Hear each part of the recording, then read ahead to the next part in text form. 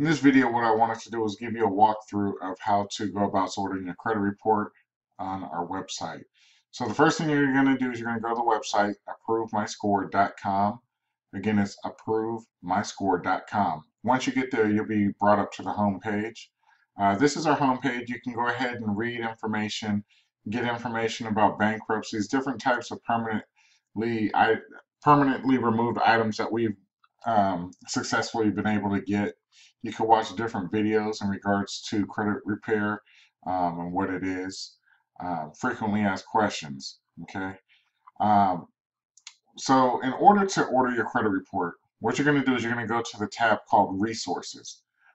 You'll click on the tab Resources. Once you get to the Resource tab, this is going to come up, and all you'll do is scroll down. Right here it says Order Your Credit Report. You're simply going to click here, Order Your Credit Report, and this is where it will take you, and this is what we need for your credit monitoring. All you'll need to do is click on this tab right here, Get Yours Now. When you click on the Get Yours Now tab, what you're going to do is you're going to be brought to the premium price, the premium monitoring.